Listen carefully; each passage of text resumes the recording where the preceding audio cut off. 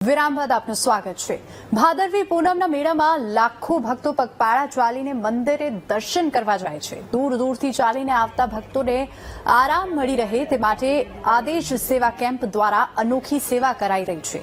આ કેમ્પમાં ભક્તો માટે ચા, પાણી, નાસ્તો, આરામ કરવા માટે આરામ ગૃહની વ્યવસ્થા કરવામાં આવી છે। એટલું જ નહીં, પગપાળા ચાલીને જતા માય ભક્તોના પગનું માલિશ અને મેડિકલ વ્યવસ્થાઓ પણ કરવામાં આવી રહી છે। તો માલિશ કરવા માટે ખાસ પાલિતાણાથી 15 કારીગરો આવ્યા છે, જે લોકોના પગનું માલિશ કરીને પગ દુખતા મટાડે છે।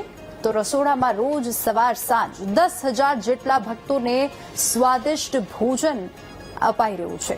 એટલું જ નહીં, પગપાળા આવતા ભાવિકો થાક ઉતારી શકે તે માટે ગરમ પાણીની પણ વ્યવસ્થા કરાઈ છે। છેલ્લા કેટલાય વર્ષોથી લોકો આદેશ સેવા કેમ્પ ભક્તોની સેવા કરી રહ્યા છે।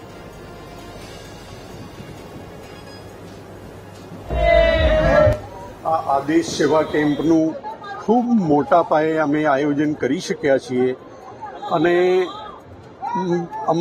મા અંબાના દ્વારે જતા પદયાત્રીઓ અને એમને સ્વાદિષ્ટ ભોજન મળી રહે, એમને માટે વિસામો મળી રહે, એના માટેની ખાટલા સહિતની પંખા, એસી, કુલર જેવી વ્યવસ્થાઓની સાથે એને માટે ગરમ પાણીની વ્યવસ્થા, સાથે સાથે મેડિકલની સુવિધા, મસાજ માટેની સુવિધા, શૌચાલયની સુવિધા, આ તમામ પ્રકારની સુવિધાઓ આપવાનો પ્રયત્ન કર્યો છે આદેશ કેમ્પ દ્વારા। સેવા કેમ્પની અંદર જમવાની સુવિધા, સૂવાની સુવિધા તેમજ માલિશ, મેડિકલ સુવિધા, ગરમ પાણી, બધી સુવિધા અને છેલ્લા 4-5 વર્ષથી આદેશ સેવા કેમ્પ સેવા આપે છે અને પાલિતાણાથી માલિશ કરવા માટે 15-20 જણનો સ્ટાફ પણ કાર્યરત હોય છે।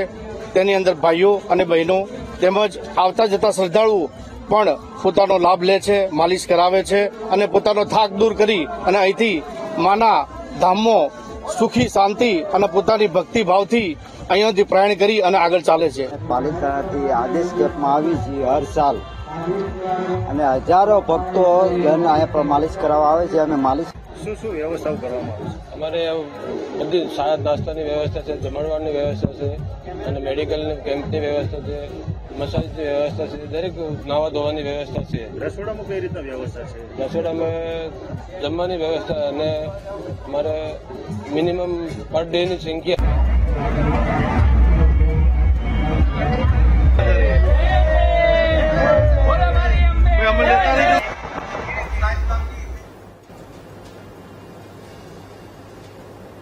યાત્રાધામ અંબાજીના મેળાનો આજે ચોથો દિવસ છે। તો અત્યાર સુધી 14 લાખથી વધુ ભક્તોએ મા અંબાના દર્શન કર્યા છે। વરસાદી માહોલ વચ્ચે મા જગદંબાના દર્શનાર્થે શ્રદ્ધાળુઓનું ઘોડાપુર સંગ અને ધજા સાથે બોલ મારી અંબે, જય જય અંબેના નાદથી મંદિર પરિસર ગુંજી ઉઠ્યું।